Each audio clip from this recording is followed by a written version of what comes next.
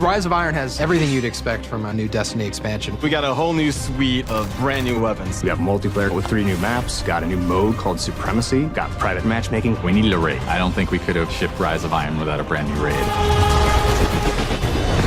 Tons of new armor, tons of new gear. There's a story campaign with characters and cinematics. New public events, new patrols, and new secrets to uncover.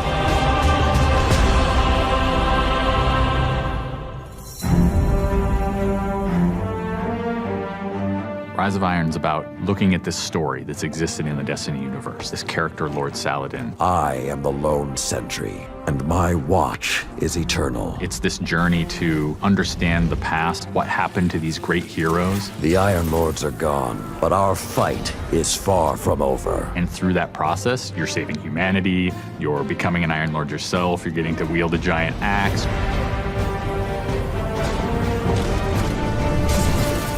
The idea of playing through a blizzard is something that we've never tried, and you're going to see that in Fellwinter Peak. Fellwinter Peak is very interesting because we've never had the player fighting through a social space before. When you walk in there for the first time and the fire's lit and it's just casting glow up onto these 8 heroes, you've been holding their weapons for 2 years. When we can take those elements of Destiny and put them all together into one coherent moment, I think is awesome. It is time to finish what I began so very long ago. Come, Guardian, help me give my friends the rest they deserve. This is the Guardian's journey with Saladin. He's sending you out into kind of a land that's been forgotten in the Cosmodrome. You're going into Earth, but it's changed, it's actually expanded. You'll see the plague lands, post-apocalyptic sky, there's lava welling up from the ground. We know the Devils have been digging into the Cosmodrome for years. They've been looking for something. Well, what they found is SIVA. It is a nanotechnology that can be used to shape things, but they're not trying to use it to build, they're trying to use it to destroy. They've started mutating their bodies, turning themselves into giant monsters, transforming the landscape, even of the Cosmodrome, into this horrible, burning fortress world. Hell's loose in old Russia. Every second we stand here, SIVA's influence spreads and the Devil Splicers grow more powerful. Keep fighting, Guardian.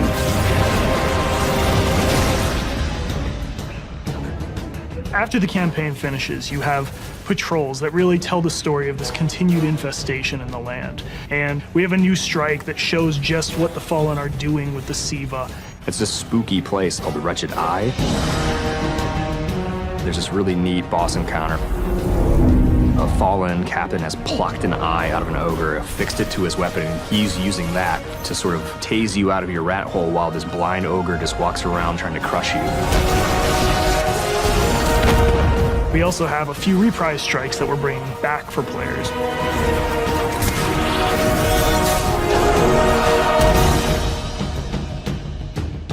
We very consciously set out to create a journey.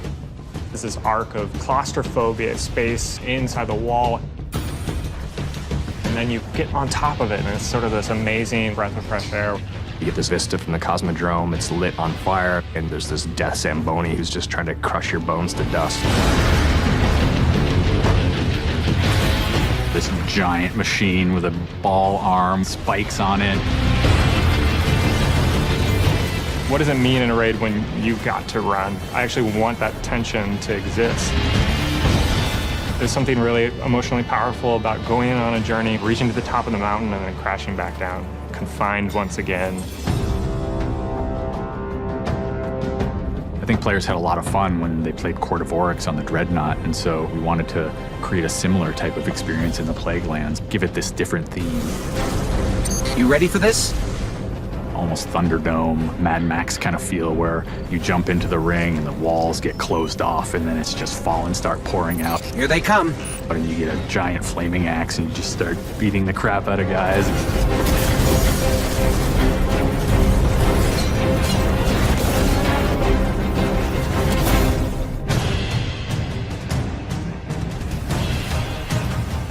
We thought, how can we increase the ways that you express the way you like to play? And what we came up with was putting different talents on the artifacts. The artifacts are these relics of the fallen Iron Lords. So you'll quest to earn one of those, and then your last step of that is taking that artifact to the statue of the fallen Iron Lord, fully empowering that for you to use as a player.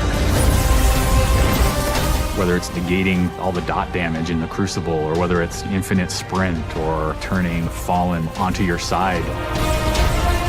Which is really, really cool, by the way. The artifacts that Tyra offers change every week. So there'll always be something new and exciting for players following the campaign.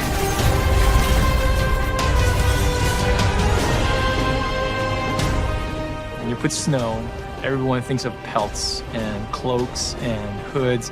Wouldn't be a knight's tale without a knight's armor. When you look at the Iron Lords and you look at the Raid set, you look at the Iron Banner set, or you look at Trials of Osiris, they're all new with a much wider palette that players can pull from. And when you throw ornaments on top of all that, we're going to see a lot more variety in gear. So the ornament system is this really cool thing that lets you take some of your favorite pieces of gear and then you customize this weapon the way you want it to be. You got your raid weapons, we got your Iron Banner, we got new exotics, old exotics. Do you like sidearms? We got all the sidearms this time around. Galahorn, enough said. Coming to the Crucible and Rise of Iron is a new game type called Supremacy. Defeat your enemy, claim their crest. It's a fast-paced 6v6 game mode where every kill you get, Guardian drops a crest. Picking up the crest gives you points. Their glory goes to you, Guardian. It's a constant battle over picking up crests and making sure that you're with your team and not out of position. If you pick up an enemy crest, you deny the enemy those points. Excellent recovery. We have new maps. We always have new maps. There's Last Exit, lots of twists and turns, lots of really good close combat. Then there's Skyline, a Clovis Bray headquarters building on Mars. It's a symmetrical, large map. The last one is Floating Gardens, which is an open map. One thing we're really excited about in Rise of Iron is the introduction of private matches. Can't wait to see what people are going to do. They're going to go fire up whatever match they want, play with their friends, host tournaments, have fun arcadey games. They don't have to worry about our matchmaking stuff. They can do it all themselves.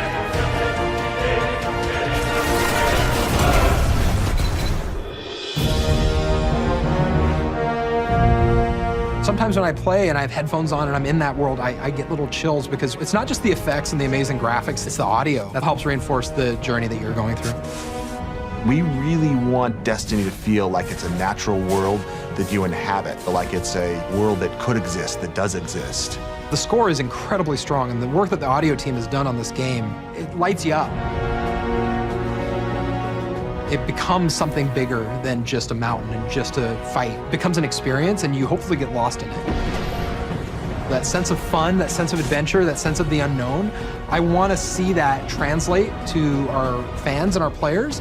When you see your character at the end of the campaign, I really, really hope that you feel triumphant and proud, like, wow, I'm becoming an Iron Lord.